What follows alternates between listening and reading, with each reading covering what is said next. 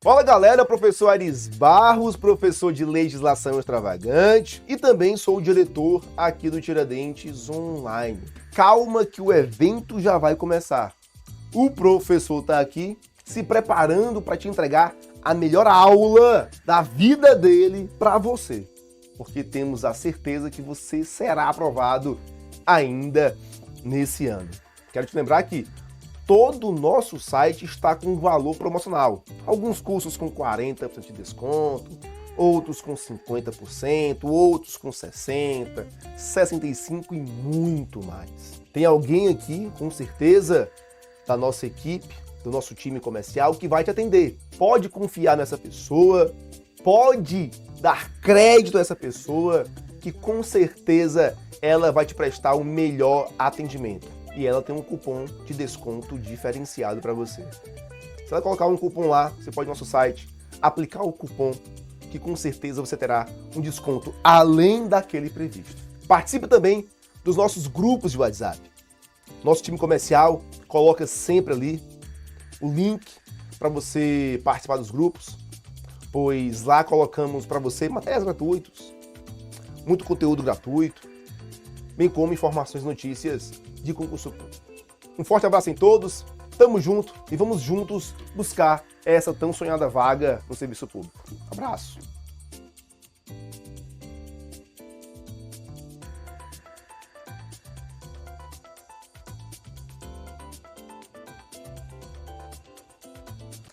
Fala galera, sejam muito bem-vindos à nossa aula aqui, resolução de exercícios de química, já preparando aí você para o concurso do Corpo de Bombeiros.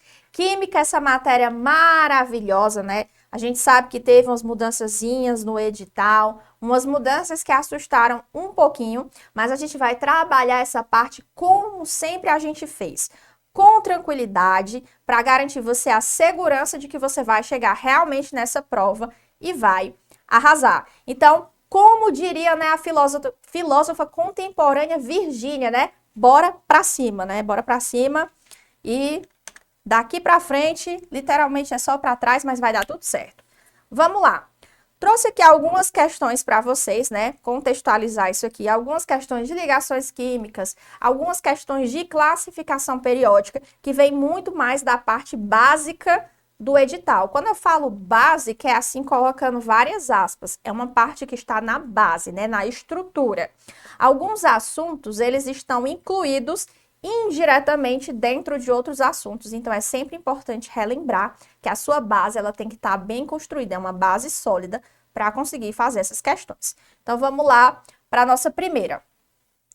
O químico Walter Kossel, ele desenvolveu a teoria eletrônica da camada de valência em 1916, baseado na observação que a maioria das espécies atômicas se estabilizam a possuir uma configuração eletrônica parecida com a configuração eletrônica da maioria dos gases nobres.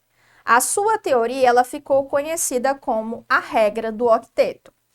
Considerando a regra do octeto e os demais conhecimentos de química, assinale a alternativa correta. Eu quero conversar sobre essa questão com vocês porque eu sou uma professora preocupada. Eu gosto sempre de pensar no pior. Sim, eu sempre penso qual seria o pior cenário possível para a nossa prova. Como nós vamos ter questões que vão ser da banca FUNESS, né, que é a nossa queridíssima UESS, e a UESS, ela não tem o costume de colocar tabela periódica em provas. Pelo menos de vestibular, ela não coloca tabela periódica. Então, eu sempre trabalho com as duas possibilidades. Eu tenho uma tabela na prova, que seria aquela que você vai levantar as mãos para o céu e agradecer, ou eu não tenho uma tabela periódica na prova, mas eu vou conseguir fazer a questão porque eu fui treinado para isso.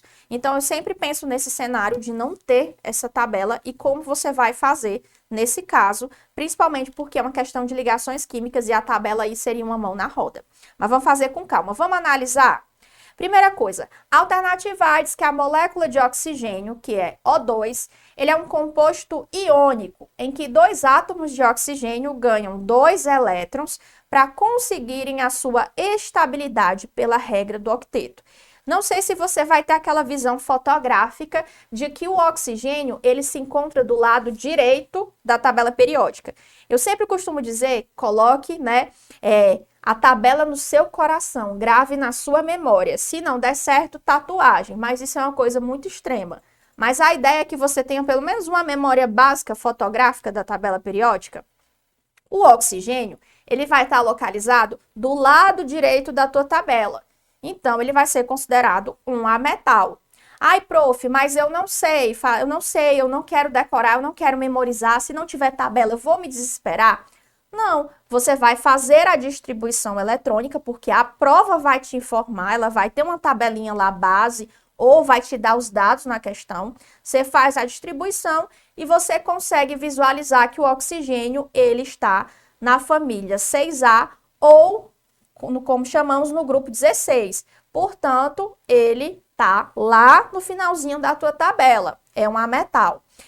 A alternativa A diz que a molécula de oxigênio, que é o O2, são dois oxigênios fazendo a ligação, é um composto iônico. Está correto?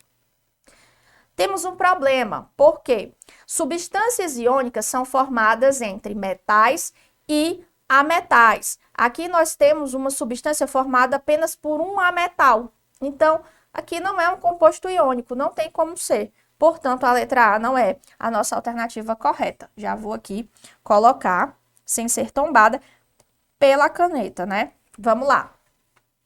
Letra B. O metano, o CH4, ele é um composto covalente. Será que é um composto covalente? Localizando na minha memória fotográfica, o carbono ele está do lado direito da tabela periódica e o hidrogênio ele se conta localizado na primeira família, mas a gente sabe que ele não tem família. Quando nós estamos estudando as ligações químicas, eu falei para vocês que covalente é entre ametais, que é a galera da direita da tabela, né? Ou um hidrogênio e um ametal. Então, você vai ter uma ligação covalente. Nesse caso, nós temos sim uma ligação covalente. Nós temos o carbono fazendo a ligação com o hidrogênio, né? Hidrogênio mais ametal, ligação covalente, beleza. E aí, vamos ver o que continua, né? O que prossegue. Em que o carbono, ele compartilha elétrons com 4 átomos de hidrogênio, atingindo a sua estabilidade pela regra do octeto. Gente, lembra que covalente tem C de compartilhamento. Então, tá perfeito. A ligação covalente, ela é definida pelo compartilhamento de elétrons. O carbono, ele faria essas 4 ligações e alcançaria a estabilidade dele, que é de acordo com a regra do octeto, que é ter esses 8 elétrons na camada de valência. Então, tá perfeito. A letra B é a alternativa correta. Bem rápida, analisando por que as outras estão erradas. O ácido fluorídrico, o hidrogênio mais o flu que está na direita da tua tabela, é um composto iônico. Lembre-se que compostos iônicos vão ser formados por ligações que você tem entre um metal, esquerda da tua tabela, mais um ametal, direita da tua tabela. É bem polarizado, né? É bem diferente essa distância. Então, não pode ser a alternativa C. A letra D diz que o KCl, o potássio, ele está na esquerda da tua tabela, quase eu desorientei agora, esquerda da tua tabela, cloro, à direita da tua tabela, ele fala que é um composto covalente. Aqui nesse caso você tem um metal e um ametal, então é iônico, não pode ser essa. Aqui tá faltando uma letrinha, mas eu vou colocar aqui para vocês, é a E. A hematita, né, que seria o ferro mais o oxigênio, é um composto metálico. Lembrando que o ferro é um metal de transição externo, e o oxigênio é um ametal. Você tem uma ligação entre um metal e um ametal. Então, você tem uma ligação do tipo iônica. Então, isso aqui é um composto iônico. Composto metálico é entre metais ou predominantemente metais. Não é o caso dessa questão aqui, dessa afirmativa. Portanto, letra B. Lembrando mais uma vez que lá na sua prova, se não tiver a tabela, vai ter os dados, você consegue identificar qual é a família e saber a posição desse elemento na tabelitas periódicas, né? Bem tranquilo. Vamos agora para a segunda questão bem recorrente em prova, essa parte de propriedades periódicas. Sobre a tabela periódica, analise as afirmativas a seguir. Primeiro, os elementos químicos estão dispostos em ordem crescente dos números atômicos. 2. As linhas horizontais são as famílias. 3. As propriedades químicas estão ligadas à distribuição eletrônica do elemento. E 4. Os elementos da família 3A são metais. E aí? Vamos analisar juntos essa questão? Vamos lá. É uma questão, eu pensava que era sobre propriedades, mas é sobre tabela. Organização periódica dos elementos, lá como está no seu edital. É um assunto recorrente, sempre falei que é queridinho da banca, é queridinho de prova de concurso de bombeiro. Tem uma possibilidade de vir uma questão sobre propriedade periódica, sobre classificação periódica lá na sua prova. E eu não admito que você, meu aluno, erre uma questão dessa daqui. Então, vamos analisar. Primeiro, os elementos químicos estão dispostos em ordem crescente dos números atômicos. Isso está correto. Por que está correto, prof? A gente aprendeu que a tabela periódica atual, ela está organizada em ordem crescente de número atômico, ou seja, um númerozinho bonitinho de prótons. Então, aqui está perfeitamente definida como essa organização da tabela. Perfeito. Segunda, diz que as linhas horizontais, né? Sempre bom lembrar. Horizontal, né? Quando você pega assim uma régua e coloca no horizonte, né? Pra galera que é terraplanista, né? Essa é a confirmação de que a Terra é plana. Então você coloca aqui, ó, olhou horizontal, ele tá dizendo que são as famílias. Tá errado? Nós aprendemos que as linhas horizontais, elas são chamadas de períodos. Então, a 2 não pode ser, não é família. Aqui é um período. 3. As propriedades químicas, elas estão ligadas à distribuição eletrônica do elemento. Será que as propriedades químicas, elas estão ligadas à distribuição eletrônica do elemento? Com certeza, né? Quando a gente vai trabalhar com a distribuição, você vai ver que tem algumas dicas, né? Até para que você consiga identificar. Aquele elemento está naquela família, aquele elemento ele está naquele período. Por quê?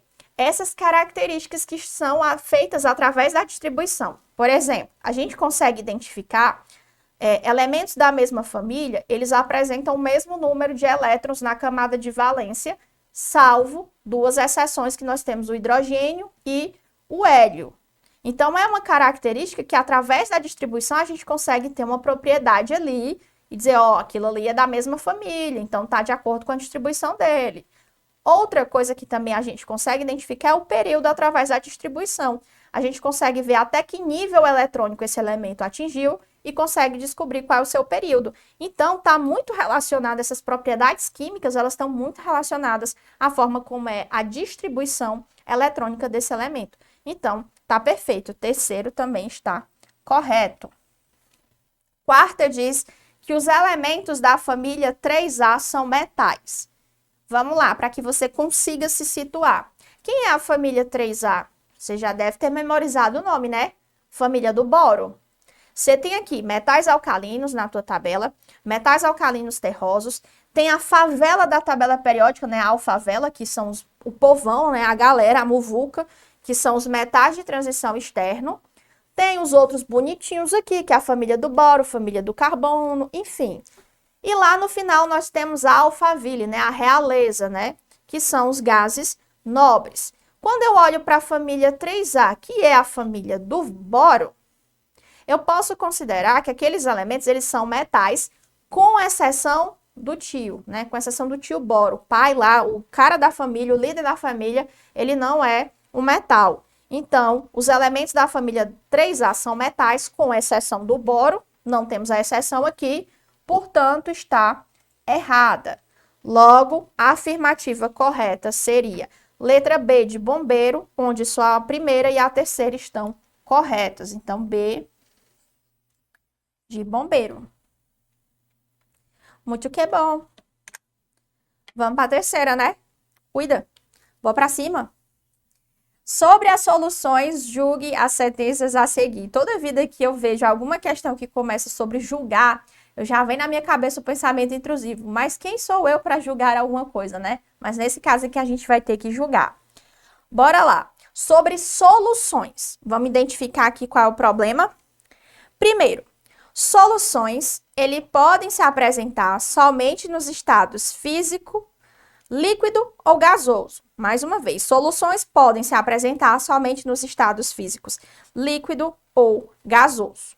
Segundo, uma solução insaturada, ela contém a quantidade máxima de soluto que se pode conter em determinada quantidade de solvente. 3. O bronze, que é uma liga metálica, é um exemplo de uma solução sólida.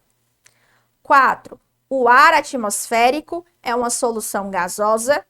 E 5. Soluções são misturas heterogêneas. E aí, o que é que você marcaria caso caísse essa questão na sua prova?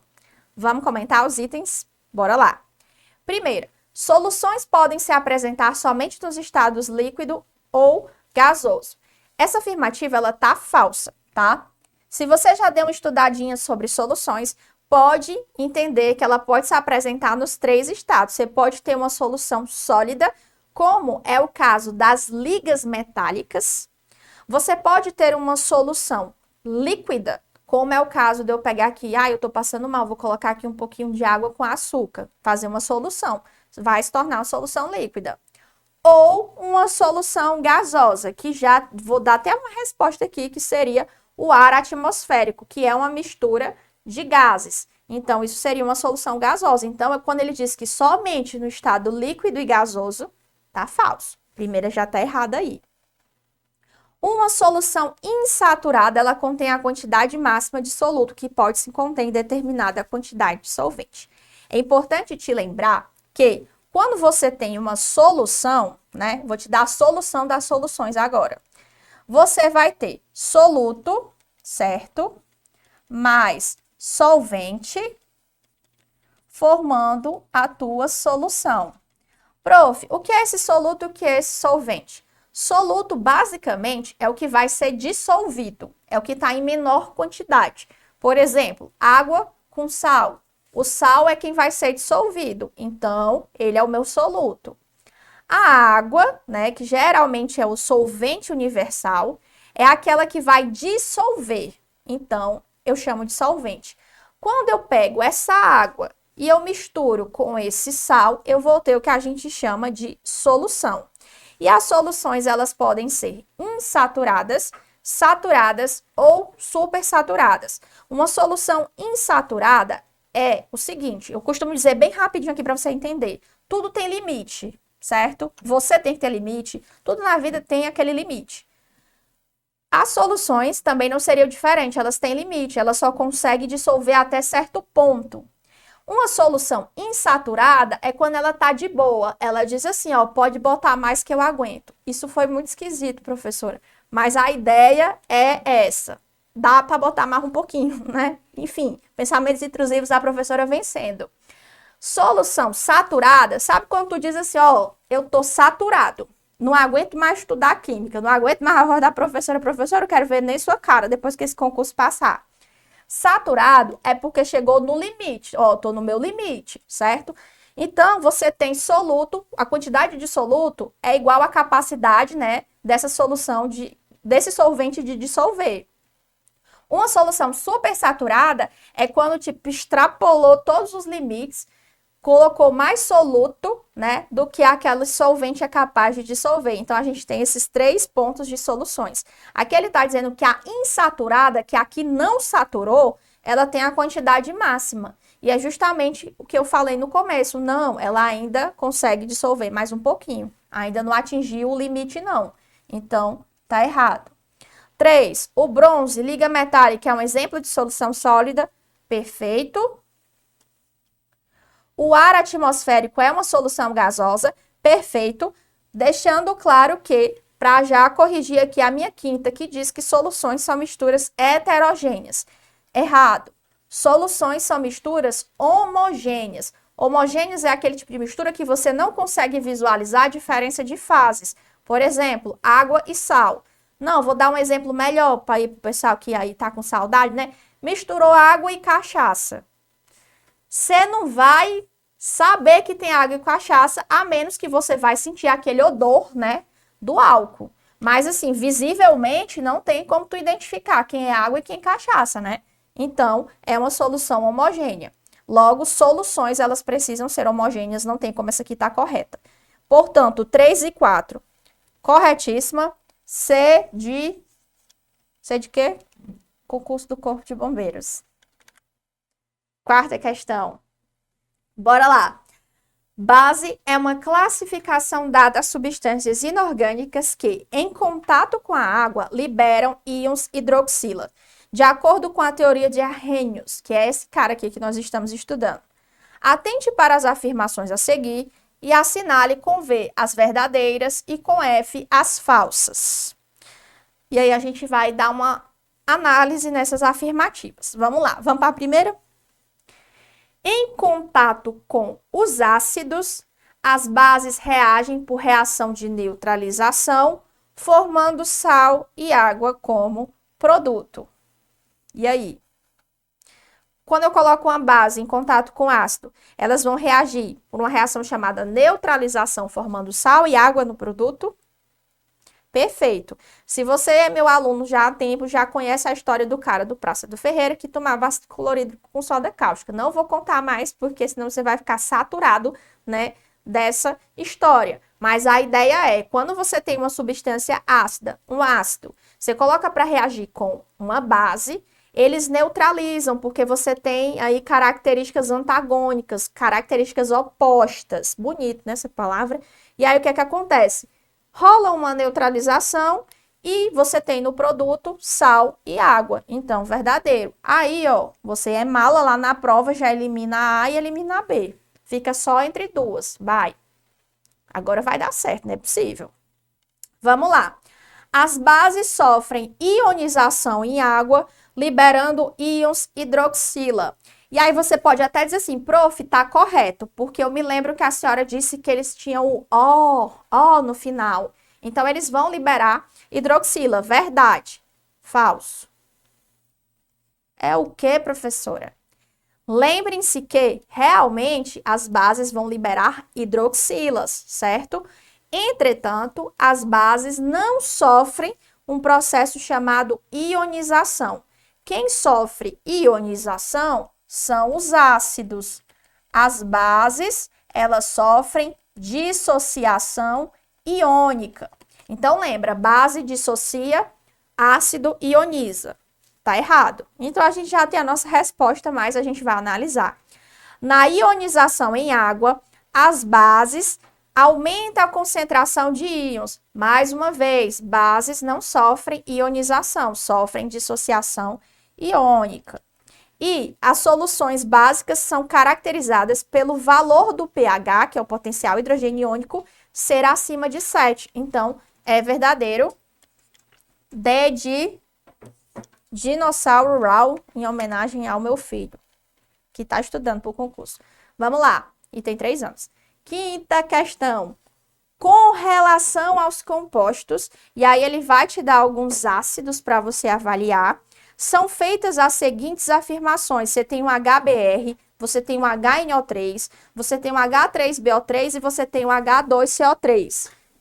Primeiro, de acordo com Arrhenius, todos são ácidos porque quando em meio aquoso originam como cátions, íons H+. 2. Todos sofrem ionização quando em meio aquoso, originando íons livres. 3. Os compostos H3BO3 e H2CO3 formam soluções aquosas com alta condutividade elétrica. 4. Todos são compostos moleculares, né? E 5. De acordo com o grau de ionização, HBr e H3BO3 são ácidos fortes. E aí, vamos analisar? Primeiro, ele diz que de acordo com Arrhenius, todos são ácidos, porque quando em meio aquoso, ele origina cátions, íons H+. Perfeito, verdadeiro. ácidos, né, de acordo com a teoria de Arrhenius, são substâncias que em solução aquosa, eles sofrem um processo chamado ionização, liberando os cátions, né, H+, ou os hidrônios, então tá perfeito. Segundo diz o seguinte, todos sofrem ionização quando em meio aquoso, originando íons livres. Eu sei que você fica assim, prof, todos? Todos que estão aqui sim, porque eles são ácidos de acordo com a teoria de Arrhenius, e ácidos sofrem ionização. Então, todos aqui sofrem ionização. Perfeito. Segundo também está correto. Os compostos H3BO3 e H2CO3 formam soluções aquosas com alta condutividade elétrica. E aí, eu olho aqui para o H3BO3, que é o ácido bórico, ele é um ácido fraco. Eu olho aqui para o H2CO3, que é o ácido carbônico, que eu sempre menciono ele, que você precisa ter cuidado com ele. Ele também é um ácido fraco, um ácido instável, né? Ele se decompõe rápido e vira água e CO2. Não tem como eles formarem soluções condutoras, aliás, soluções em solução aquosa, ele formar soluções que tenham alta condutividade. Eles são ácidos fracos. Então, não. Terceira está errada. A quarta diz que todos são compostos moleculares. Lembram que é o hidrogênio mais alguma coisa, não vai dar, aliás, o hidrogênio mais alguma coisa, o hidrogênio, a metal ali para o lado da direita da tua tabela periódica, todos vão ser compostos moleculares, então tá correto, tá? E 5, de acordo com o grau de ionização, o HBr e o H3BO3 são ácidos fortes. HBr, que é o ácido bromídrico, é sim um ácido forte, né? Nós temos 3 exemplos de hidrácidos, que são esses ácidos que não possuem a molécula do oxigênio na sua composição, né? Você vai lembrar de mim, claro que a Brena é incrível. HCl, HBr e HI são os 3 hidrácidos fortes, então HBr é. Mas o H3BO3, que é o ácido bórico, ele é um ácido fraco, então não tem como ser. A única resposta que vai estar correta aqui, letra B de bombeiro. Vamos lá. Sexta questão. Analise as afirmativas abaixo a respeito da classificação dos elementos químicos na tabela periódica. A primeira diz o seguinte: o fato de os elementos de um mesmo grupo apresentarem o mesmo número de elétrons na camada de valência não faz com que suas propriedades físico-químicas sejam semelhantes. E aí, vocês acham que está correto? A resposta vai ser para marcar as alternativas corretas. Vocês acham que o fato de um elemento ele estar no mesmo grupo não faz com que as propriedades físico-químicas dele sejam semelhantes? Aquele elemento ele está na mesma família daquele outro. Aí eles não tem nada semelhante, não tem propriedades semelhantes. Falso, né, gente? Falso, tá errado. É exatamente o contrário, né? Exatamente o oposto. Por eles estarem na mesma família ou grupo, eles vão apresentar propriedades físico-químicas em comum. Então, essa daqui está falsa, tá errada, né? Vou colocar aqui que tá falsa. Segunda, analisa. Os elementos pertencentes ao mesmo período, eles estão dispostos na tabela periódica atual em ordem crescente de número atômico. Lembra dos períodos? Eles estão organizados em ordem crescente de número atômico. E aí ele finaliza com: cada período ele se encerra quando o elemento ele apresenta configuração eletrônica estável de gás nobre. Pensando na nossa tabela, ela está organizada em ordem crescente, né, de número atômico. Começa aqui nos metais alcalinos, aí vai andando, vai até os gases nobres. Chegou lá nos gases nobres, aí vai para outro período. Aí chega nos gases nobres, vai para outro período. E por assim vai até o final da tabela. Então, a segunda está corretíssima. Terceira, todos os elementos que possuem configuração eletrônica igual a Ns1 na camada de valência são chamados de metais alcalinos. Prof, não entendi o que é esse N. Esse N aqui, gente, é o que a gente chama de número quântico. É o número da camada. Lembra daquelas camadas da distribuição? Camada K, L, M, N, O, P, Q? Pronto. A camada K é A1, a camada L é A2, a camada M é A3 e por aí vai. Então, ele está querendo dizer aqui que todos os elementos que possui configuração eletrônica a NS1, ou seja, que terminam, né? Que tem como camada de valência 1s1, 2s1, 3s1, 4s1 e por aí vai, todos eles podem ser chamados de metais alcalinos. Pode? Não pode. Muito bem. Prof, por quê? Eu tenho uma exceção a essa regra. Quem é? O hidrogênio. O hidrogênio, ele tem como camada de valência e como distribuição apenas isso aqui, ó, 1s1. Ah, ele termina com S1, mas ele não é um metal alcalino. Então, não tem como ser essa daqui. A 4 diz que todos os elementos que possuem a configuração eletrônica igual a Ns2 na camada de valência são chamados de metais alcalinos terrosos. A mesma ideia aqui, só que nesse caso vai ser 1s2, 2s2, 3s2, todos os elementos que têm isso aqui como camada de valência. Eu posso chamar de metal alcalino terroso? Não, não pode.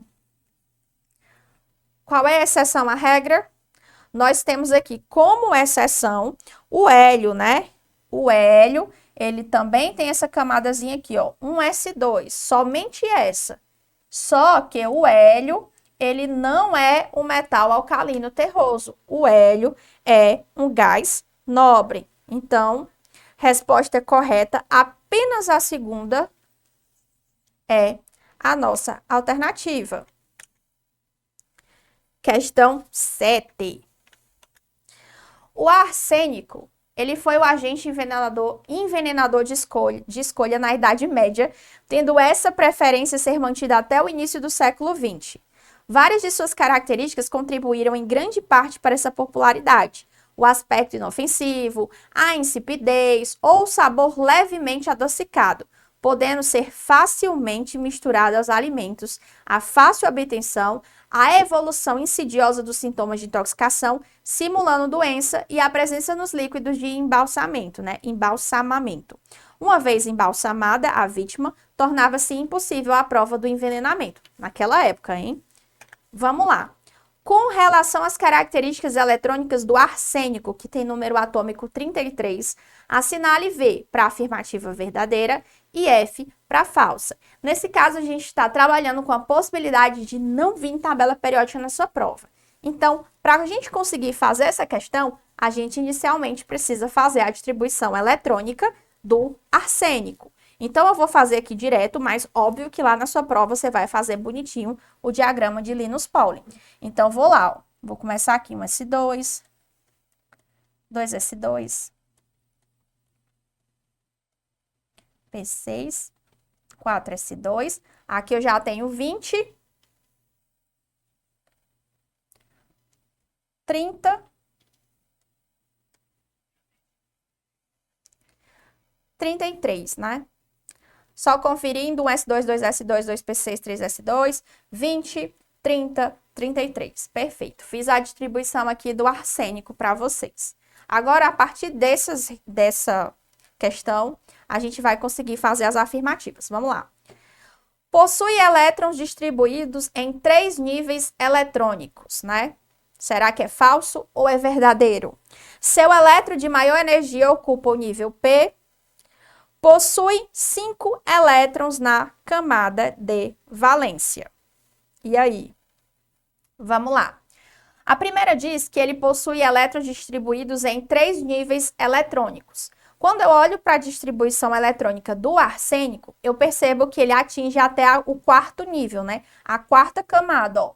Ele atingiu aqui, ó, a 4ª camada. Então, não. Ele não vai ser distribuído em 3 níveis eletrônicos. Tá falso? Para o próximo. Seu elétron de maior energia ocupa o nível P. Quando a gente faz a distribuição eletrônica, a gente coloca ela em ordem crescente de energia. Então, esse daqui é o de menor energia e esse daqui é o de maior energia. Aí você diz, terminou em P. Verdadeiro. Falso. Prof, mas daqui eu tô vendo, terminou em P. Eu sei, mas lê. Olha o que está falando a questão. Seu elétron de maior energia ocupa o nível P. P não é nível.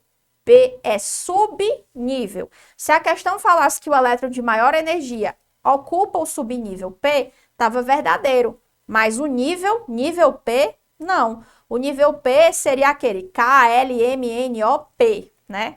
Seria o sexto nível eletrônico. Não chegou aqui, então, falso. Não caia no golpe não, hein? Por último, possui 5 elétrons na camada de valência. Perfeito. Essa daqui é a camada de valência, né? 4s2, 4p3, sendo que você tem 2 elétrons nesse subnível, 3 nesse, 5 elétrons na camada de valência. Verdadeiro. Então, a afirmativa correta é a E, letra Ré, de Ré. E, bom, gente, a nossa aula de exercícios, né, deu para fazer alguns exercícios, apesar do tempo não ser muito grande, mas a gente conseguiu aí fazer uma análise sobre essas questões e nós vamos trabalhar com calma, tranquilidade mais uma vez e vamos trabalhar bastante esses exercícios aí para você arrasar na sua prova. E já te espero no nosso próximo encontro. Até lá! Fala galera, professor Aris Barros, professor de Legislação Extravagante e também sou o diretor aqui do Tiradentes Online. Calma que o evento já vai começar. O professor tá aqui se preparando para te entregar a melhor aula da vida dele para você, porque temos a certeza que você será aprovado ainda nesse ano. Quero te lembrar que todo o nosso site está com valor promocional. Alguns cursos com 40% de desconto, outros com 50%, outros com 60%, 65% e muito mais. Tem alguém aqui, com certeza, da nossa equipe, do nosso time comercial, que vai te atender. Pode confiar nessa pessoa, pode dar crédito a essa pessoa, que com certeza ela vai te prestar o melhor atendimento. E ela tem um cupom de desconto diferenciado para você. Você vai colocar um cupom lá, você pode ir no nosso site, aplicar o cupom, que com certeza você terá um desconto além daquele previsto. Participe também dos nossos grupos de WhatsApp. Nosso time comercial coloca sempre ali o link para você participar dos grupos, pois lá colocamos para você materiais gratuitos, muito conteúdo gratuito, bem como informações e notícias de concurso público. Um forte abraço em todos, tamo junto e vamos juntos buscar essa tão sonhada vaga no serviço público. Abraço!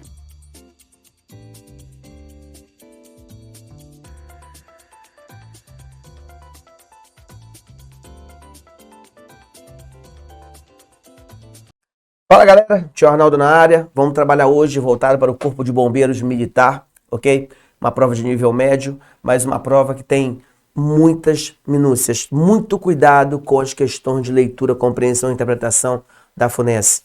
Então, nosso objetivo aqui é mostrar para você um pouquinho de como serão cobrados os assuntos e qual é mais ou menos o padrão S. Tudo bem? Então vamos lá. Não haverá prova de português sem texto e hoje nós tivemos uma tirinha como primeiro texto da prova. Olha só.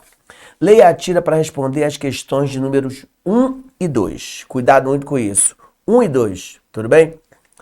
Tirinha começou. Instalaram no meio da noite, não sabemos quem foi. Veja com seus próprios olhos. Isso é muito grave, pode até divertir algum desavisado. Tá? Bom, tem aqui uma tirinha do André Demer, tá? Não há nada acontecendo. Foi colocada na folha, uol.com.br, em 10 de julho de 2023. Tudo isso é importante que você leia, ok? Quando você está lendo um texto, você tem que ler a bibliografia do texto com cuidado, com atenção. Saber se quem escreveu foi homem ou mulher, qual é o nome da obra de onde foi retirado isso, tá? Porque tudo isso vai fazer você entender a intenção do autor, ok? Pois muito bem. São dois adultos, não é? Praticamente caminhando para a fase idosa, que conversam um com o outro, e um deles parece falar meio indignado, né, sobre a instalação de um balanço, tá? Ou seja, um brinquedo de criança. Né? Ainda fala assim, Isso é muito grave e pode até divertir algum desavisado. Bom, vamos analisar agora o que a banca nos cobrou a respeito dessa tirinha. Número 1. A leitura da tira leva a concluir que há nela uma crítica baseada na constatação de que. Então vamos lá, primeiro ponto.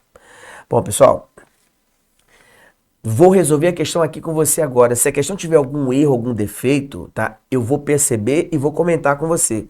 Não resolvi a questão ainda, a gente vai fazer o comentário padrão de toda a questão. Então vamos lá. A leitura da tira leva a concluir que há nela uma crítica baseada na constatação de que, letra A, os personagens dão a entender que o balanço foi colocado em um local inapropriado? Não, não é local inapropriado. Eles, na verdade, se posicionam contra a instalação do balanço. Esteja ali onde ele estiver, porque me parece que eles são contra a diversão, mas a letra A não é. Letra B. A identidade de quem colocou o balanço no meio da noite foi omitida propositalmente? Não, não foi omitida. Observe que ele diz assim, olha, não sabemos quem foi. Então não está omitindo, está deixando muito claro que não sabe quem foi. Letra C. A gravidade da instalação está no fato de que é possível vê-la com os próprios olhos? Não, de jeito nenhum, esse aqui é um absurdo, né? A gravidade da instalação é que ela foi instalada, não deveria ter sido instalada. Letra D.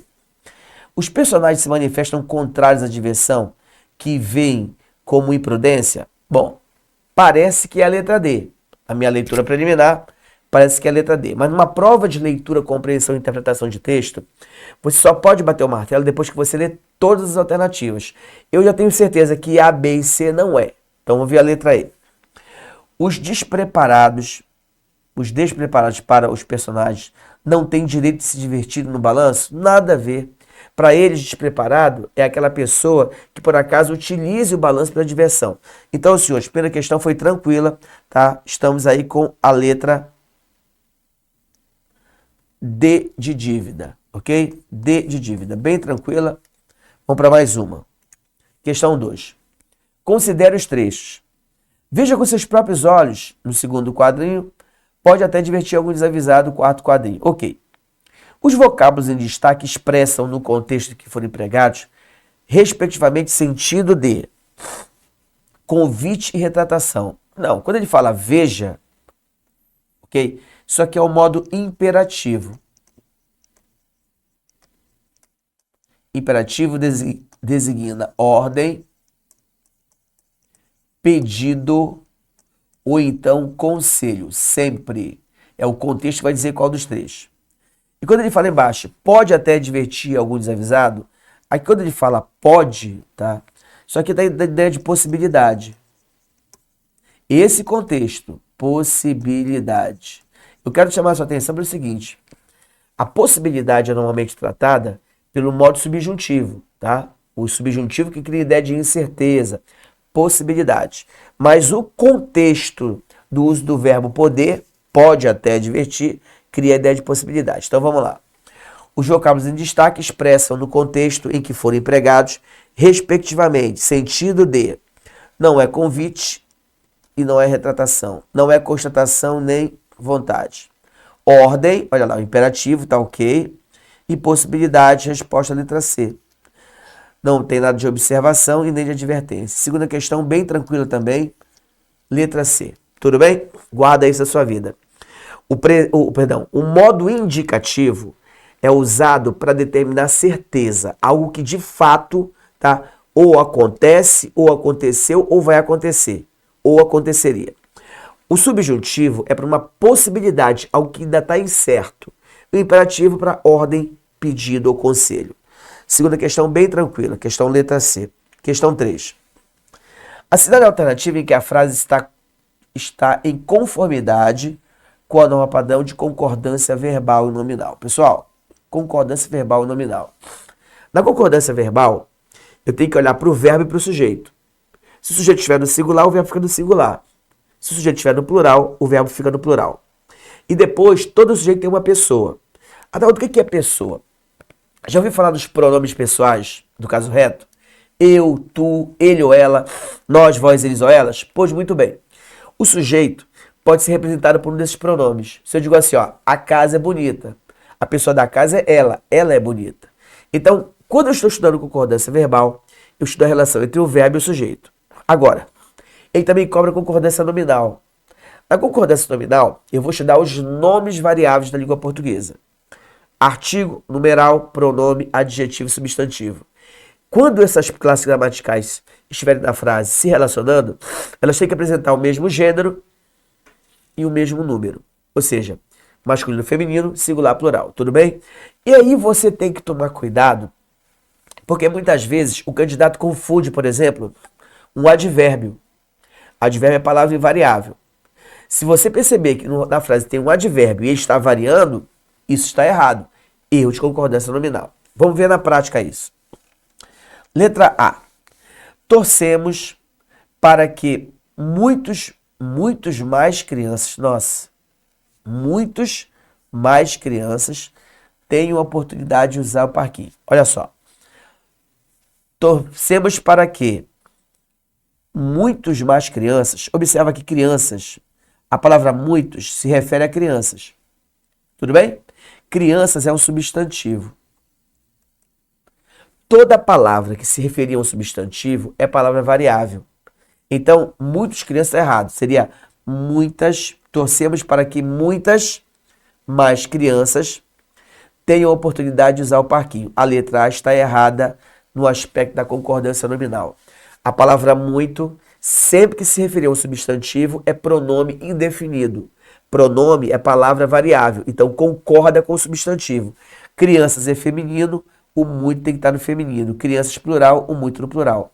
Então a letra A está errada. Letra B. Fomos nós que mandamos instalar o brinquedo, mas nós mesmos não os vimos ainda. Então vamos lá. Fomos nós que mandamos, correta a concordância verbal. O verbo mandar concorda com o pronome que antecede, instalar o brinquedo. Mas nós mesmo, pessoal, a palavra mesmo é um adjetivo aqui. Adjetivo. E adjetivo é a palavra variável. Então seria nós mesmos. Mas nós mesmos não os vimos ainda. Então a letra B, outro erro de concordância nominal. Letra C. Passamos esta manhã pela praça e pudemos acompanhar como está as reformas. Olha só.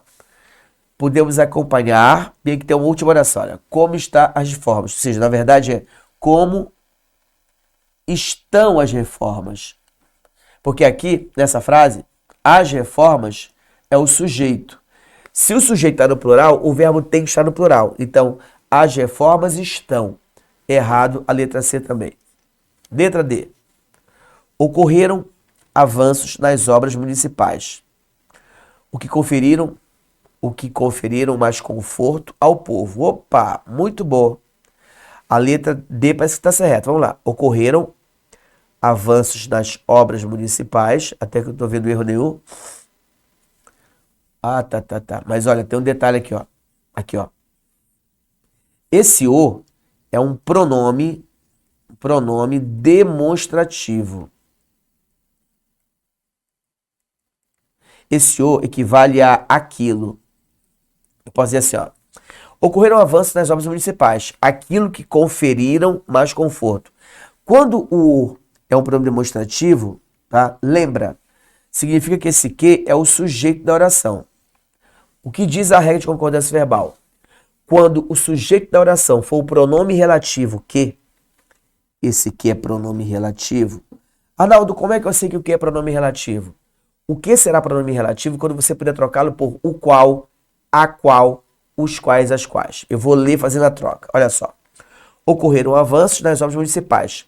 Aquilo o qual conferiu mais conforto. Então não é conferiram, é conferiu, tá?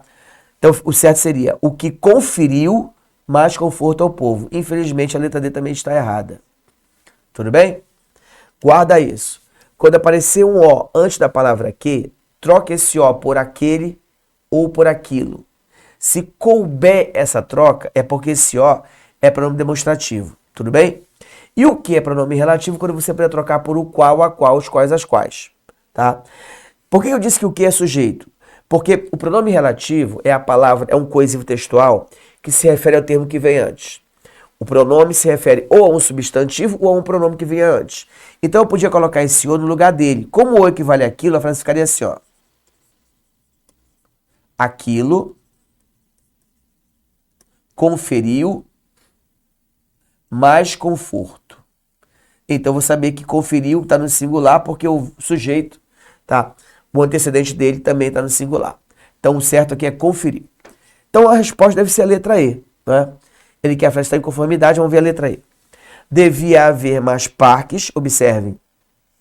Devia haver locução verbal, esse é o verbo principal, esse é o verbo auxiliar. Candidato, o verbo haver está sendo usado no sentido de existir, o que confere a ele a identidade de verbo impessoal. Quando o verbo haver é usado de existir, ele é impessoal. Se ele é impessoal, ele só pode ser usado na terceira pessoa do singular.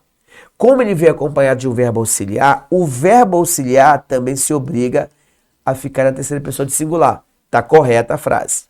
Devia haver mais parte na cidade, parques, os quais tivessem diversão para adultos e crianças. A letra E é a correta, não há erro na letra E. Então, boa questão de concordância verbal nominal, resposta à letra E. Tranquilo? Olha só os alertas que eu estou dando a você. Primeiro deles, quando o sujeito for o pronome relativo o que, o verbo concorda com o antecedente do que. Estude isso. Na nossa apostila tem essa regra. Sujeito formado pelo pronome relativo o que. O verbo vai concordar com o antecedente do que, a quem o que se refere. Número 2. Quando o verbo haver for usado como sinônimo de existir, ele é verbo impessoal. Se ele tiver uma locução verbal e ele for o verbo principal, o auxiliar dele vai ficar na terceira pessoa de singular. Beleza? Questão 4. Vem de um texto. Leia o texto para responder as questões de números 4 a 9. Vamos lá. Ter um celular é essencial para atividades da vida diária. Fazer ligações, checar mensagens, tirar fotos ou fazer compras. Não seria tão simples sem ele. Dá-los para as crianças, no entanto, ainda é um dilema. Não há consenso quanto ao uso dos aparelhos na infância. Diferentes escolas e redes de ensino têm regras para o uso do celular. Na rede estadual de São Paulo, por exemplo, o aparelho era proibido nas instituições de ensino até 2017, quando uma nova lei o permitiu nas salas de aula para finalidades pedagógicas. Países europeus como França, Holanda e Itália adotaram, nos anos recentes, medidas que proibiram o uso de celular em sala de aula. Segundo os governos, as regras têm o objetivo de reduzir as distrações e melhorar a concentração e a aprendizagem dos estudantes. Na Holanda, os dispositivos só vão ser permitidos se forem especificamente necessários, como em aulas de habilidades digitais, por motivos médicos ou para pessoas com deficiência. Na cidade de Greystone, na Irlanda, tomou-se uma medida ainda mais radical. Um pacto firmado entre pais de 8 escolas do distrito proíbe o uso dos smartphones por crianças e adolescentes até que eles cheguem ao ensino médio. A proibição vale para todos os espaços, mesmo dentro de casa, de modo a deixá-la mais coerente. Se todo mundo faz isso, você não se sente excluído, disse a mãe Laura Byrne ao jornal britânico. O caso da Irlanda chamou a atenção para a colaboração entre escolas e famílias. Para Jonathan Almada, diretor do Centro de Inovação para a Excelência de Políticas Públicas, os pais devem participar das decisões sobre o uso de aparelhos em sala de aula. A principal forma de abordar o tema com eles é apresentar o conhecimento científico e mostrar exemplos de países que adotaram tais regras. Caso proponham modelos mais restritivos, disse. As escolas também devem considerar as famílias quanto ao uso do celular se decidirem liberá-los. O uso em sala de aula reforça a necessidade de ter um dispositivo como o celular ou tablet que pode bater de frente com um combinado entre os membros da família que preferem que suas crianças não tenham esse dispositivo ou que os usem em momentos específicos, disse Bernardo Bueno, professor e pesquisador. Além de participar das decisões das escolas, Aline Restando, psicóloga, disse que é importante que as famílias encarem o uso do celular de forma crítica também dentro de casa. Quando tiverem um bebê, os pais vão seguir usando o celular durante as refeições? Vão continuar usando o celular à noite? Vão interromper a conversa para olhar o celular constantemente? questiona. Mariana Vick, como as escolas podem lidar com as crianças do celular, www.nexojornal.com.br, 10 de julho de 2023, texto adaptado. Olha só que texto interessante. Algo que eu friso muito. Você está treinando para fazer uma prova de concurso. E aí o destino coloca você diante de um texto que fala de um assunto que está em todas as mídias. O Brasil mesmo acaba de adotar, né, nas escolas públicas e nas escolas particulares, o ato de não permitir uso de telefone celular durante as aulas. Isso pode ser o tema de uma redação, do vestibular, de um concurso público, ou até de um debate, uma conversa que você tenha, por exemplo, tá, com pessoas do teu círculo profissional social. E aí você descobre que em São Paulo já havia uma proibição do uso do telefone celular e que depois houve um retrocesso, ou seja, foram permitidos que os telefones celulares e tablets fossem usados em sala de aula. Mas agora, olha só, mais uma vez, ganhou o bom senso e os telefones foram proibidos em sala de aula. E que isso não é um fato somente do Brasil, mas de praticamente o mundo inteiro. E que os psicólogos, tá, os profissionais da área, os educadores, tá, e até os pais devem debater, tá, o uso constante do telefone celular e o uso do telefone dentro de sala de aula. Beleza? Acabei de ler o texto, agora vamos ver o que a banca nos pediu. A quarta questão diz assim: de acordo com as informações presentes no texto, preste atenção, se ele quer que seja de acordo com as informações que estão presentes no texto, é de acordo com o que está escrito. Eu preciso que o meu candidato perceba isso. Só vai estar correto aquilo que está escrito no texto. Então vamos lá. De acordo com as informações presentes no texto, é correto afirmar que... Bom, eu só posso afirmar o que está escrito também. Letra A. Os profissionais consultados para a reportagem são da opinião de que cabe à família decidir se os próprios filhos devem ou não usar celular em sala de aula. Não. Eles não dizem que cabe à família. Eles dizem que a família tem que participar dessa discussão, dessa decisão. Então a letra A está fora. Letra B. A potencialidade do celular em tirar a concentração é fator que levou alguns países europeus a criarem regras para impedir o uso de celular por crianças nas escolas. Vamos ver? A potencialidade do celular em tirar a concentração, é isso mesmo, é fator que levou alguns países europeus a criarem regras para impedir. A letra B está correta, mas como eu digo para você, questão de leitura, eu tenho simpatia pela letra B, eu lembro de ter lido algo semelhante a isso. Eu vou dar uma olhada nas outras. Letra C. As pessoas portadoras de deficiência na Holanda necessitam do celular em sala de aula, pois suas limitações de aprendizagem são reduzidas com o uso do eletrônico. Isso não está escrito no texto, ok? O que fala-se no texto é que o telefone celular só é permitido, tá, por questões médicas, para ver que uma pessoa precisa do telefone para poder, por exemplo, controlar um equipamento eletrônico, para poder verificar pressão, que vocês sabem que hoje em dia a gente já consegue ver pressão, batida cardíaca, etc., nível de açúcar no sangue, através de aplicativos eletrônicos. Mas se não for o caso de saúde, ele não é permitido. Letra C.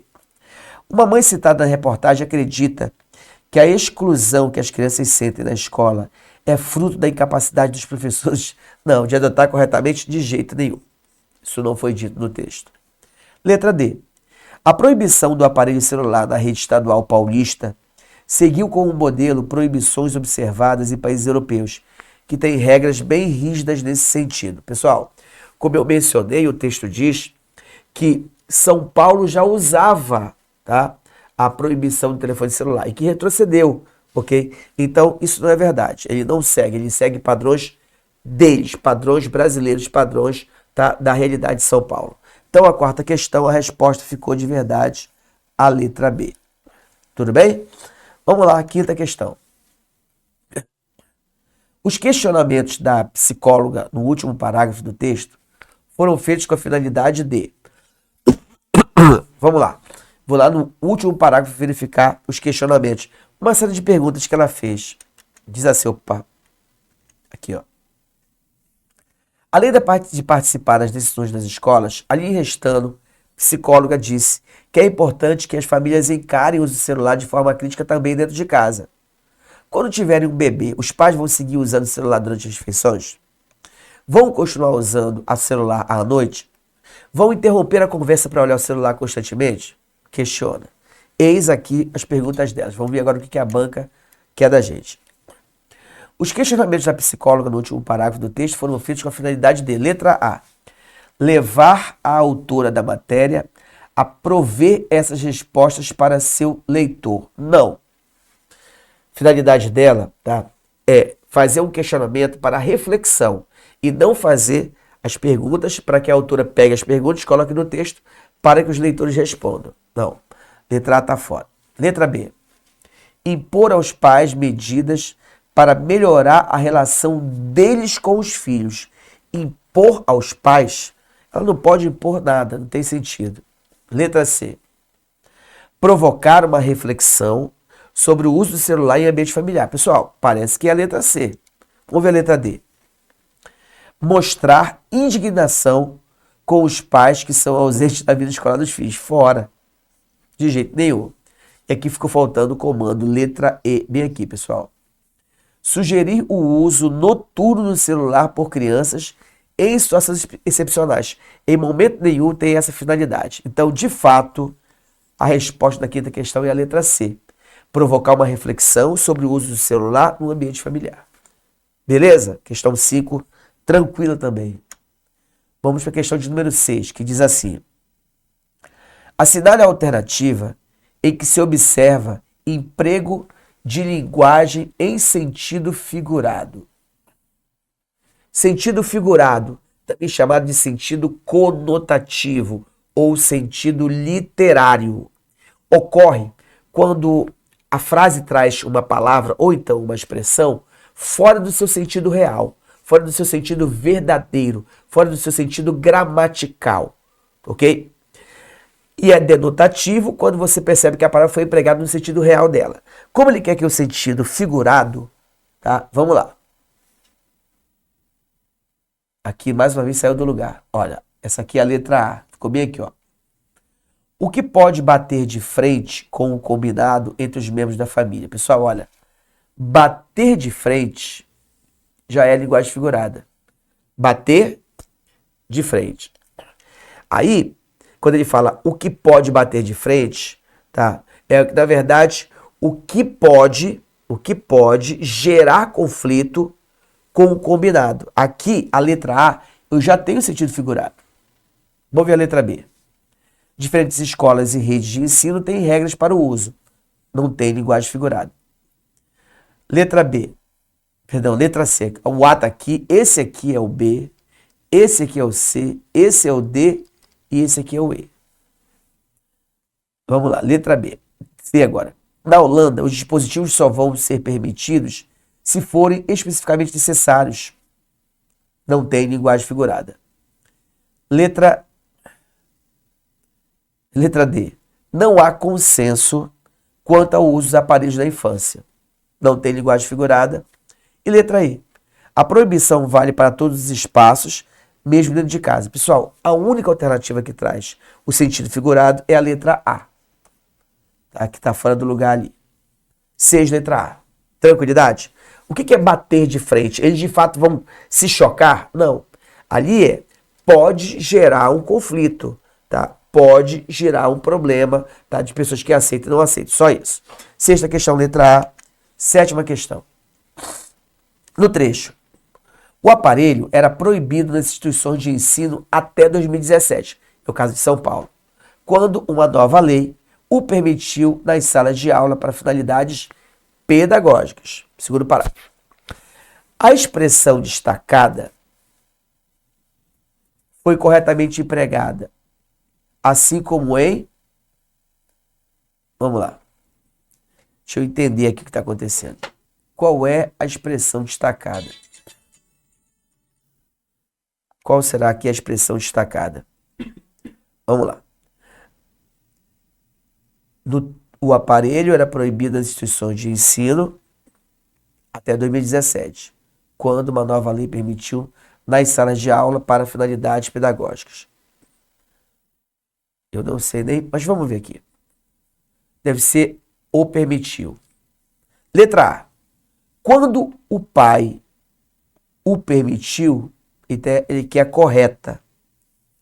Quando o pai o permitiu que usasse celular, ele mesmo já tinha perdido o interesse. Quando o pai o permitiu. Tá, vamos ver se eu entendo aqui. Repara que é uma questão mal construída. É uma questão mal construída.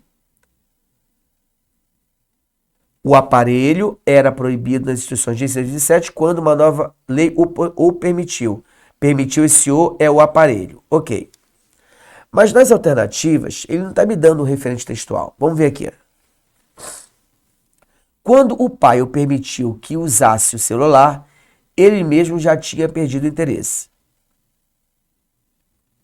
Tá, aqui deveria ser. Quando o pai lhe permitiu, ou seja, quem permite algo a alguém. Permitiu o quê? Isso, olha, que usasse celular, objeto direto. Quando o pai lhe permitiu que usasse celular, ele mesmo já tinha perdido o interesse. O que eu tenho aqui, pessoal? Presta atenção. O verbo permitir,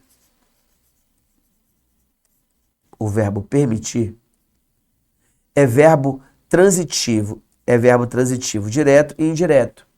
Quem permite algo a alguém. Nessa da letra A, eu tenho duas orações. Observa só, duas orações. Oração, o verbo permitir na primeira oração, e aqui tinha perdido o verbo da segunda oração. Na primeira oração, está escrito assim, ó, quando o pai permitiu. Quem permite algo a alguém. O que foi que o pai permitiu? Permitiu o quê? Isso, ó, que usasse celular. Isso aqui é o objeto direto. Agora ele permitiu que usasse celular a quem? A ele. Ou seja, esse o aqui, os pronomes o, a, os, as e variações lo, lá, los, las, no, na, nos, nas, só podem ser usados como objeto direto. Só que na letra A oração que usasse o celular já é objeto direto. Então, o verbo permitir está pedindo um objeto direto e um objeto indireto. Logo, esse o não pode ser usado. Quando eu preciso do objeto indireto, eu uso o lhe e o lhes, que funcionam como objeto indireto. Então, a frase seria, quando o pai lhe permitiu que usasse celular, ele mesmo já tinha perdido o interesse. Então, a letra A está errada. Guarda isso. Letra B.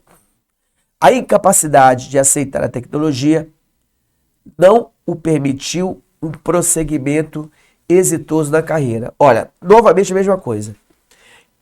A incapacidade de aceitar a tecnologia é o sujeito.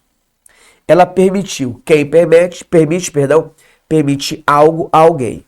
Ela, vamos lá, a incapacidade de aceitar a tecnologia não permitiu. Não permitiu o quê? Isso, ó, o prosseguimento exitoso da carreira. Isso aqui tudinho é o objeto direto. Se essa oração é o objeto direto, e ele pede o objeto direto, então não pode ser o, tem que ser o lhe. O certo seria, a incapacidade de aceitar a tecnologia não lhe permitiu um prosseguimento exitoso da carreira. Errada a letra B. Letra C. A família sempre foi a mola propulsora que o permitiu, nas aulas, ser um aluno de destaque. Vamos de novo? Quem permitiu? A família. Não. A família é o sujeito de foi. Agora, quem permitiu? O que é o sujeito? Ele se refere à mola propulsora. Olha. A mola propulsora permitiu. Permitiu o quê? Permitiu o quê? Permitiu.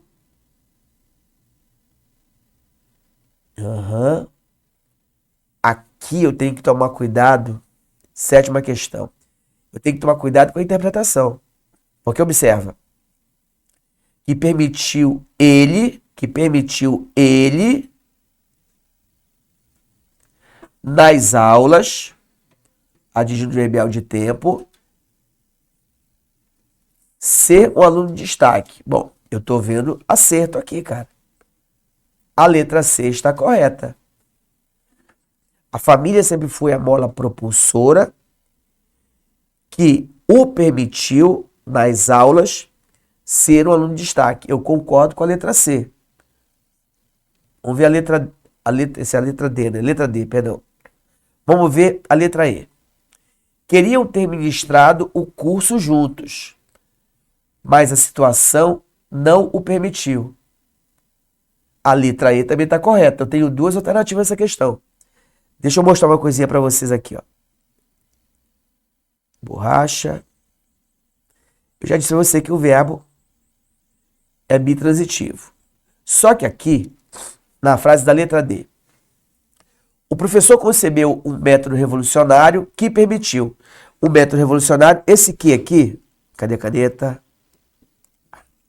Esse que aqui é um pronome relativo. Se ele é um pronome relativo, ele pode ser trocado por um método revolucionário. Eu posso colocar assim, ó.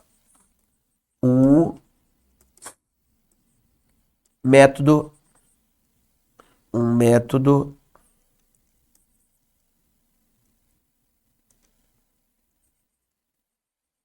revolucionário o permitiu, olha só aí, ó. O permitiu. É essa a questão? Não, não é a letra D, não. Eu pulei uma questão, peraí. Deixa eu terminar essa aqui logo. Letra D. O professor concebeu um método revolucionário, o permitiu transformar a educação. Vamos lá. Quem permitiu? O método revolucionário. Permitiu. Quem permite? Permite algo. Permitiu o quê? Permitiu ele transformar a educação. Pessoal, não tem erro na letra D. Permitiu ele transformar. Quem vai transformar? Ele. Não tem erro. A letra D está correta. A letra D está correta. A não ser que a banca... Vamos lá.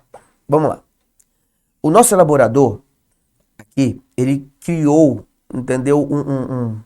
Uma sinuca de bico. Presta atenção. O verbo permitir é bitransitivo, tá? Permitir. É um verbo transitivo direto e indireto, preposição a. Então vamos lá. A ideia que ele está construindo é a seguinte. Deixa eu apagar também esse monte de rabisco aqui. Tá? Para ficar melhor para a gente poder entender.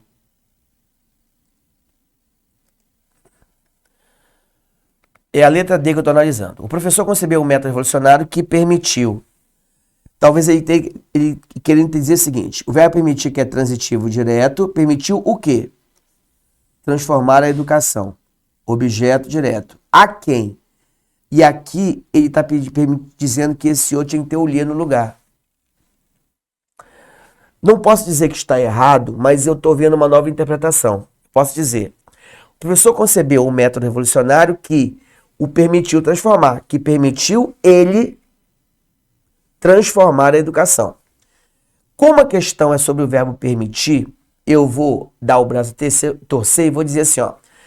A nossa banca criou a interpretação de que esse o devia ser o lhe. Isso torna a letra D errada. Eu tenho aqui as minhas reservas com relação a isso. A letra C, que eu pulei. A família sempre foi a mola propulsora. Vou colocar aqui, olha. Que o permitiu.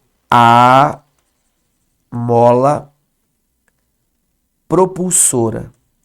Propulsora.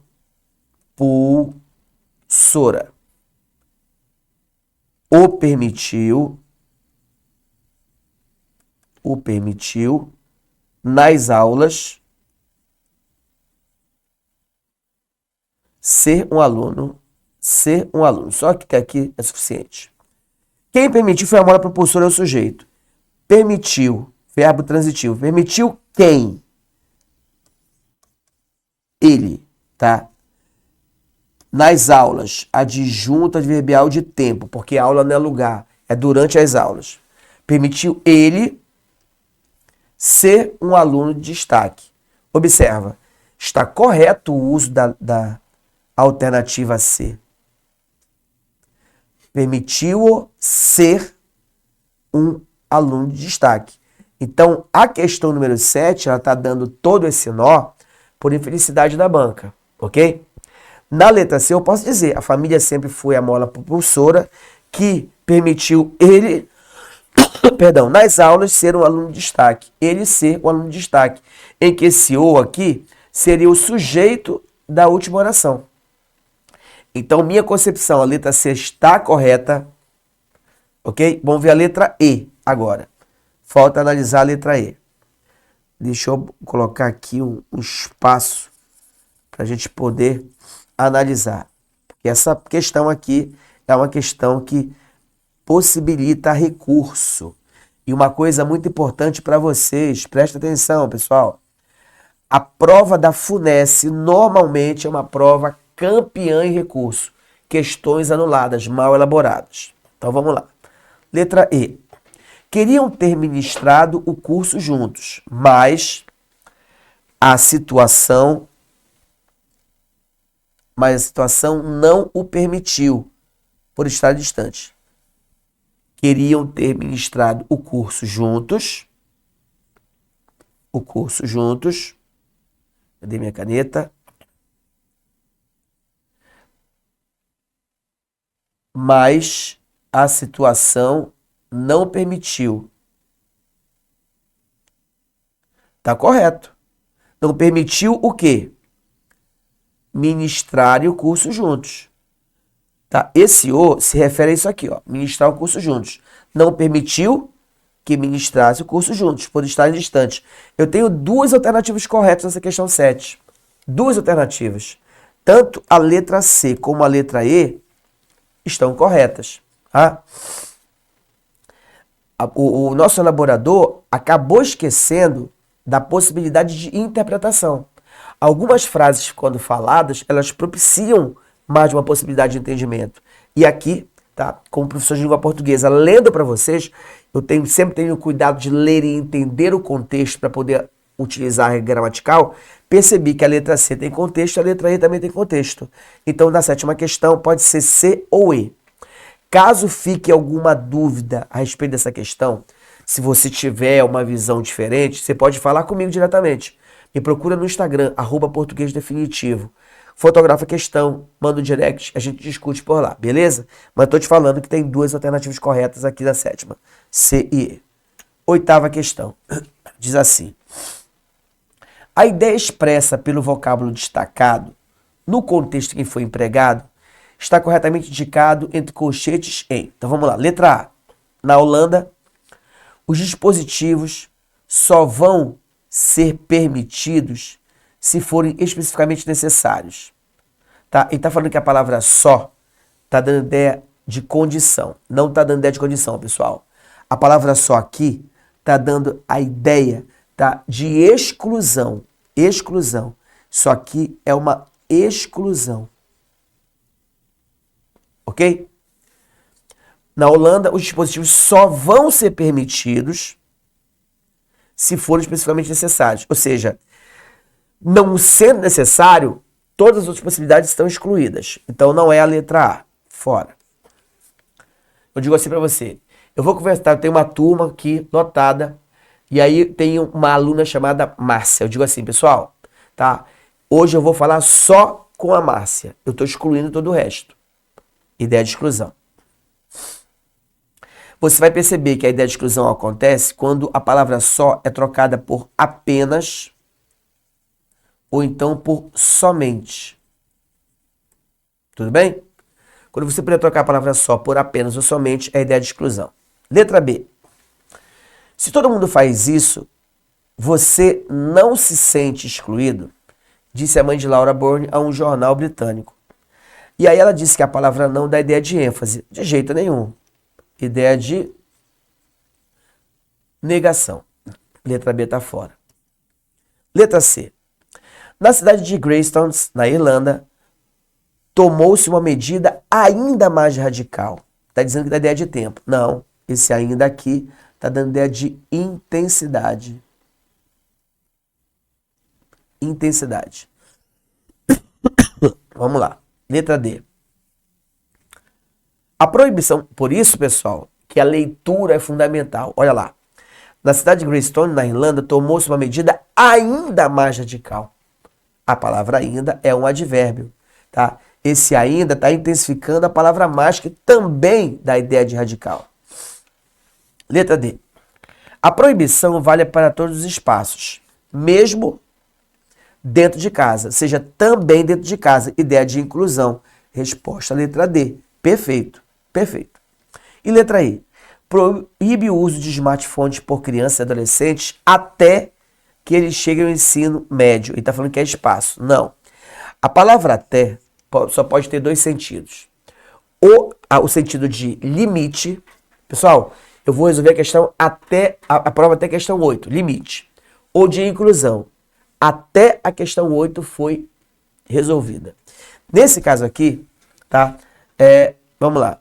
Proíbe o smartphone para crianças e adolescentes até que eles cheguem, olha, limite. Não é espaço. Então, oitava questão, letra D de dívida. Vamos lá, questão 9. Assinale a alternativa em que o vocábulo destacado teve sua posição alterada em relação ao trecho original, mantendo-se a correção da norma padrão de colocação pronominal da língua portuguesa. Ok. Colocação pronominal, vamos lá. Letra A.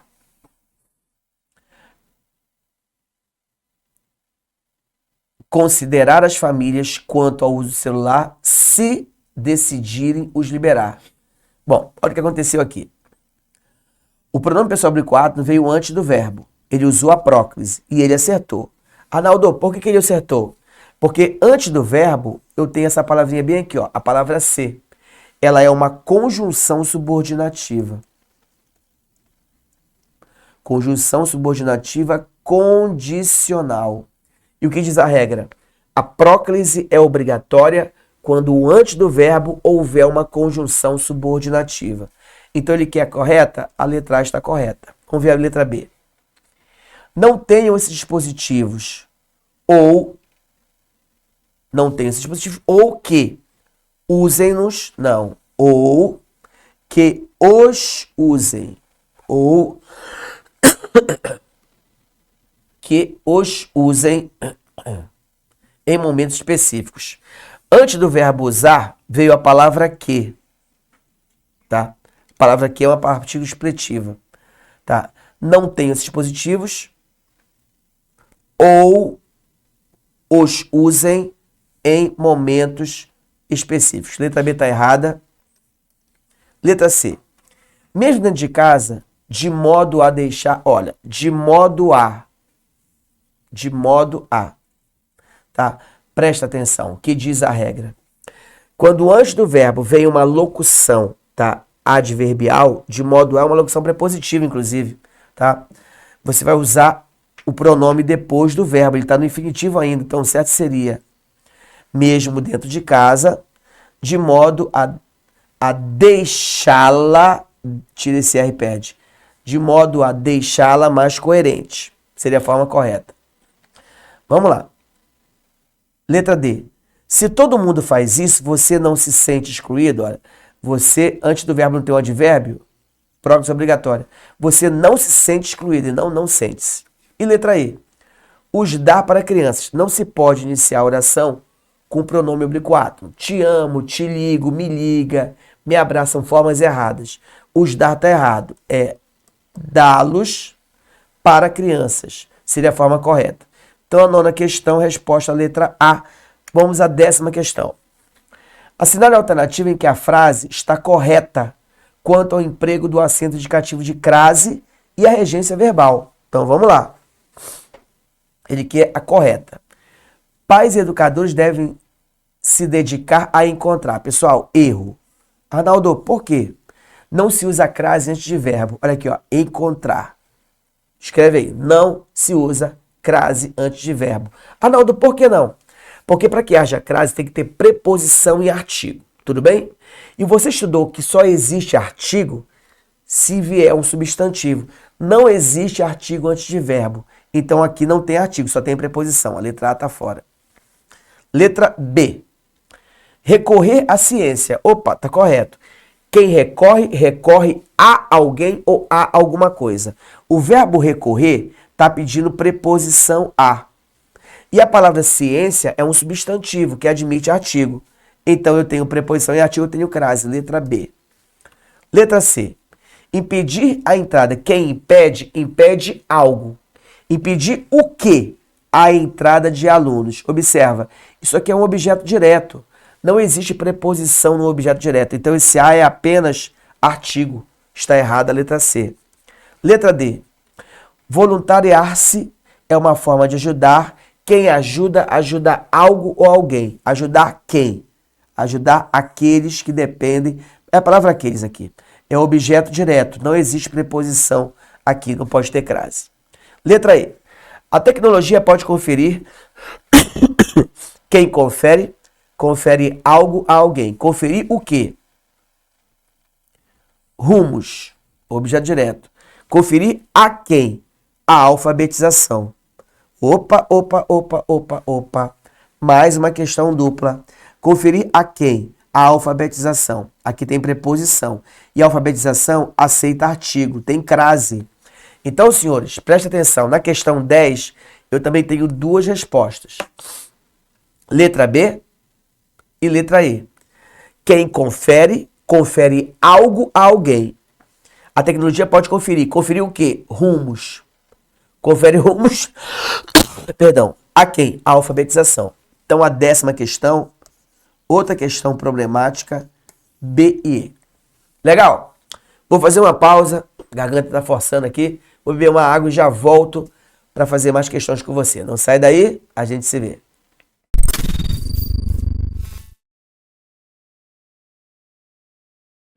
Fala, meu aluno, fala, minha aluna, seja bem-vindo aqui ao nosso curso Trilha Atualidades para o nosso concurso dos bombeiros. Comigo, seu professor Caio Vitor, professor de atualidades, história do Ceará também aqui do nosso Tiradentes Concursos, aprovado na Polícia Civil do Estado do Ceará em 2021 e estando aqui, né, para auxiliar vocês a resolvermos nessa bateria aqui de 50 questões de atualidades focada aí na nossa banca da UES, né? Então, antes da gente partir para as questões, pega bizu, que a UES, ela é uma banca bastante mista em termos de formas como cobrar atualidades. Às vezes, elas vêm, meu aluno, com enunciado de questões, ou ela vai vir com verdadeiro ou falso para tu indicar qual é a sequência correta, ou ela vai vir com alternativas 1, 2, 3, 4 para tu dizer qual é a verdadeira ou quais são as verdadeiras, entende? Então ela tem esse perfil. Mas claro, né, a gente sabe que as bancas têm o perfil, mas no teu concurso pode mudar. Então a gente vai trabalhar aqui de forma bastante completa, diversas, né, searas da nossa geopolítica, economia, meio ambiente, enfim, beleza? Para deixar você preparado na cara do gol, tá bom? Então, sem mais enrolação, vem aqui comigo para nossa primeira questão. Tá aqui o nosso módulo Atualidades, comigo, o seu professor Caio Vitor. Colocar aqui as redes sociais do professor, caso você queira acompanhar, tirar alguma dúvida, beleza? Então vamos lá, meu aluno. Primeira questão fala o seguinte: a cúpula do clima, recentemente ocorrida no Azerbaijão, suscitou intensos debates entre os representantes dos países participantes, particularmente em relação ao financiamento climático.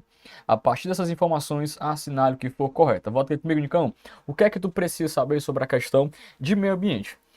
Pode ser cobrado na tua prova a temática de mudança climática, como a questão aqui está trazendo. Professor, o que é essa mudança climática? A gente já vai atualizar o teu termo agora para chamar de emergência climática. Meu aluno, é justamente esses impactos e problemas ambientais como a gente está vendo hoje. Aumento de temperatura, derretimento de calotas polares, evento climático ficando mais constantes e mais severos. Você vai lembrar da seca que atinge a agricultura brasileira no ano passado, 2024. As chuvas que aconteceram no Rio Grande do Sul também no ano passado, beleza? Então, o que é que eu preciso conhecer, professor? Tu tem que saber qual foi o marco histórico que gerou esses problemas ambientais. Anota aí, foi a Revolução Industrial. a qual nós passamos a ter um aumento da produção. Se a minha produção aumentou, eu preciso de mais matéria-prima, não é verdade? Com isso, a gente foi exigindo mais da nossa natureza, sem contar que passamos a utilizar os combustíveis fósseis, petróleo, carvão e o gás, emitindo gases poluentes, gases de efeito estufa para a nossa atmosfera, contribuindo assim para o aquecimento global, beleza? E professor, o que eu preciso conhecer, saber, eu tenho que entender isso aqui para a minha prova. Tu tem que saber que existe uma conferência chamada COP, ou Conferência das Partes, COP, Conferência das Partes. É uma reunião que acontece de forma anual, que é organizada pela ONU, tá bom? Ela surge na década de 90, a qual a primeira COP foi a COP de 1995, certo? Agora, COPs que você tem que saber, meu aluno, principalmente a COP 21, 2015, né, aconteceu em Paris, tanto que lá nós tivemos, né, a assinatura do Acordo de Paris e a Agenda 2030, a qual trouxe, né, os 17 Objetivos do Desenvolvimento Sustentável, beleza? Professor, eu preciso saber apenas essa? Claro que não, tá bom? É interessante você também saber onde vai acontecer a COP deste ano, que é no Brasil, beleza? Em Belém do Pará, né? O Brasil em 2025 vai sediar, porque a COP vai ser em novembro, né, desse ano, a cúpula do clima em plena região da floresta amazônica. Olha o babado aqui, ó. O Brasil tá com uns problemas, né, cara, relacionados assim, umas contradições, umas hipocrisias, né, relacionadas à questão ambiental. Por quê? Nós tivemos agora a aprovação, né, da lei do recenseamento ambiental, lei do licenciamento ambiental também como é chamada, a qual trouxe o maior desmantelamento da regulamentação, da lei, da fiscalização em termos ambientais, né? Então o Brasil vai ser muito criticado e com razão, né? Se contar que nós também estamos forçando, né, a exploração de gás, né, na foz do Amazonas. E eu sei que os gases, né, petróleo, carvão, são os vilões, a gente deve, né, deixar de utilizar isso, beleza? Então tu tem que saber que a COP deste ano é no Brasil e as tratativas ao longo das COPs anteriores, principalmente as COPs pós-pandemia, né, 21 para cá, giram em torno de duas coisas: transição energética, claro, né, deixar de utilizar as termoelétricas que utilizam combustíveis fósseis e caminhar para a fonte mais limpa, né, mais alternativa, hidrogênio verde, né, enfim, aqui no Ceará, tá bom? E também a segunda coisa, além da transição energética, a criação de fundos compensatórios para os países mais vulneráveis às mudanças climáticas, beleza? Então vem aqui comigo, ó. No item A fala que na COP19 ficou decidido que as nações pobres devem financiar os mais ricos. É errado, é o contrário, né? E não foi na 19, foi na 29. Bem, o montante de 300 bilhões de dólares a ser pago até 2035 foi aceito sem qualquer questionamento. Claro que teve questionamentos, tá bom? C. Presentes à reunião, o secretário-geral da ONU definiu o montante acordado como acima das expectativas. Errado, meu aluno, era para ter pagado, era mais. D. As nações mais ricas são as que mais poluem a atmosfera. Recusam-se a participar em Baku. Nós não tivemos isso. Nós podemos ter a não participação dos Estados Unidos, né, neste ano, porque o Trump, né, tirou os Estados Unidos do Acordo de Paris. Só sobrou o item E, o Brasil sediará a próxima cúpula do clima, que se realizará em Belém, em plena região amazônica. Perfeito! Nossa segunda questão é uma questão que gira em torno de tensões internacionais. Vamos lá. Em 23 e 24, o cenário internacional foi marcado por eventos que impactaram diretamente a economia global e as relações políticas entre os países. Um dos principais acontecimentos foi a guerra na Ucrânia, que gerou uma crise energética na Europa, enquanto tensões entre Estados Unidos e China continuaram a crescer, principalmente em relação a Taiwan. Considere esse contexto e assine a alternativa correta. O item A fala que a crise energética na Europa foi totalmente resolvida em 2023, após o fornecimento contínuo de gás pela Rússia e a retomada de contratos bilaterais. Tá errado, meu aluno. A crise energética na Europa não foi resolvida. Nós ainda estamos em guerra, né? E claro que as consequências dessa guerra, além da entrada de novos países na OTAN, como a Finlândia e a Suécia, foi justamente o aumento dos preços, né, do trigo, do petróleo, né? Enfim, tá bom, meu aluno? E agora em 2025, né, o Trump aí tentou forçadamente um acordo de paz, a qual a Ucrânia, né, aí tá bastante acuada porque vai ceder, né, terras raras em compensação aos gastos militares norte-americanos na gestão Biden. B. A intensificação do apoio militar dos Estados Unidos à Ucrânia levou a uma escalada de tensões com os países da OTAN, que consideraram a política americana intervencionista. Errado, meu aluno. Os Estados Unidos foi o maior financiador, a galera pedir a ajuda dos Estados Unidos. C. As tensões no Estreito de Taiwan intensificaram-se em 23, com os Estados Unidos reafirmando seu compromisso de defesa militar na China contra possíveis ações na China. Professor, não sei. Deixa essa questão em stand-by. D. A União Europeia adotou uma política de neutralidade em relação ao conflito na Ucrânia. Errado, meu aluno. A União Europeia, né, na figura da Alemanha, na figura da França, apoiou demais, tá bom? E o item fala que o conflito entre Rússia e Ucrânia teve impacto econômico restrito, ou seja, só teve no leste europeu. Errado, os efeitos dessa guerra foram sentidos no mundo todo, só sobrou como gabarito entender que de fato nós temos, né, umas tensões entre China e Taiwan, a qual Taiwan se declara independente e autônoma e a China fala que Taiwan pertence a ela. E as tensões de fato, né, aumentaram por conta que os Estados Unidos reafirmou o seu compromisso, né, em proteger Taiwan. Beleza? Bora para a terceira questão. Entre os principais conflitos que espalham destruição material e incontável número de perdas humanas na atualidade, destacam-se dois: um no leste europeu, que é Rússia e Ucrânia, e outro no Oriente Médio, que é Israel contra Hamas. Com base nessas informações e considerando o conflituoso cenário mundial, assinale a opção correta. O item A fala, meu aluno, que o sempre convulsionado Oriente Médio conhece atualmente novas guerras, todas iniciadas por ação de Israel.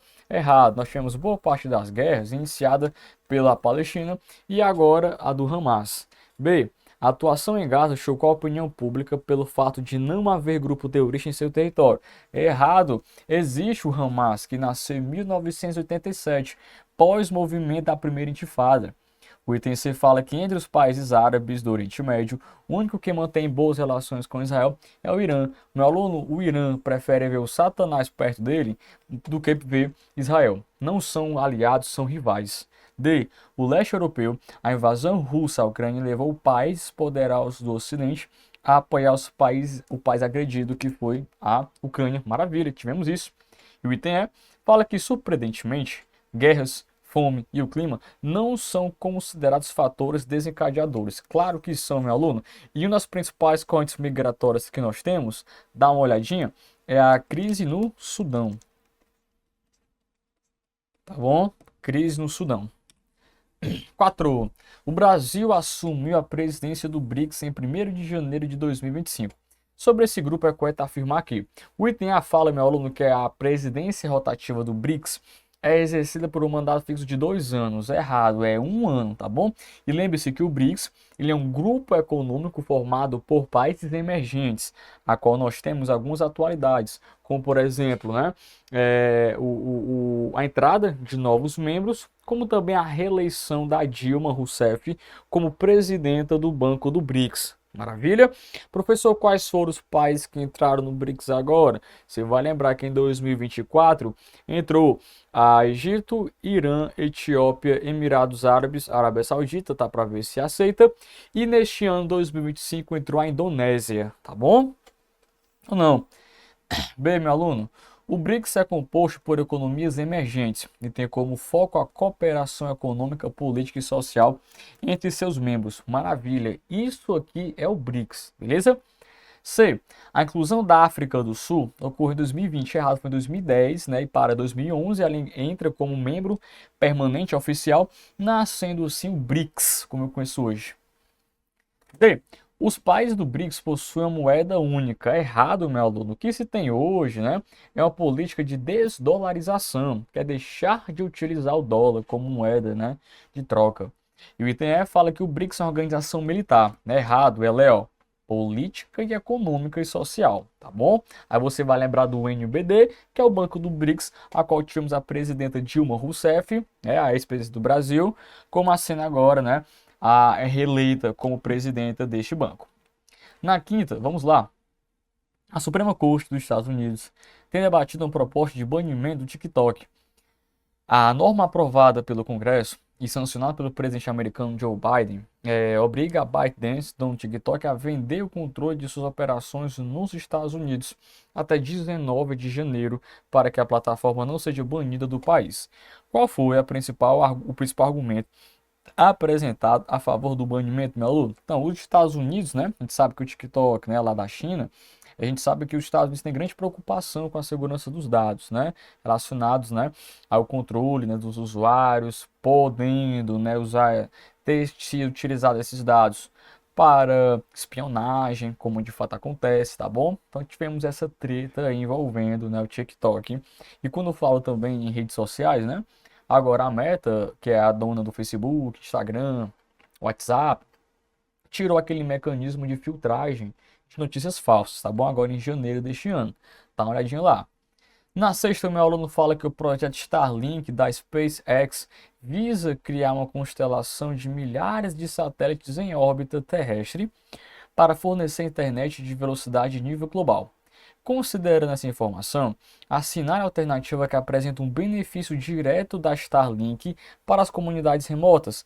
Aqui, meu aluno, quando um investimento, né, da SpaceX, né, que é o CEO é o Elon Musk, né, o Elon Musk, segundo, né, fala, né, claro, né, de forma assim mascarada, que é para aumentar a educação, comunicação, telemedicina, mas a gente sabe, né, que é para ter a hegemonia, né, do Musk. O homem aí quer ser dono de tudo, beleza? Então gabarito 8C. Olha aqui, ó, questão massa, cara, que se tivesse na aula de vésperas, né, eu com certeza colocaria ela aí. 7, meu aluno fala o seguinte: qual evento significativo ocorreu na Síria em 2024? Volta aqui comigo, Nicão, por favor. Tu tem que saber que quando eu falo em Oriente Médio, né, as duas coisas que meu aluno deve levar para a sua prova, além da própria guerra, né, de Israel e Hamas, né, além dela, você tem que saber a nova presidência do Irã, tá bom? Que a gente teve, né, a morte do presidente, né, agora, e quem assume agora, né, o Massoud Perezensky, primeira coisa. E segunda coisa, meu aluno, é a saída do ditador sírio Bashar al-Assad. Lembre-se você que a família al-Assad estava governando a Síria de forma ditatorial desde os anos 70. Tá bom? E esse cara que saiu, né, o Bashar al-Assad, estava governando a Síria desde 2000. Ou seja, nós tivemos 24 anos de ditadura do Bashar al-Assad. Professor, qual o contexto dessa guerra, né? Desse conflito na Síria que eu já ouvi falar, essa crise de refugiados na Síria, né? Essa guerra civil na Síria. Tudo isso começou em 2011, quando lá na Tunísia, tivemos uma manifestação contra o governo ditatorial de lá. E por conta das redes sociais, né, na época o Facebook, se espalhou para outros países do Oriente Médio essas manifestações contra os governos autoritários. Chegou na Síria. Só que o cabo que está lá é um ditador de com força, né? 2.0.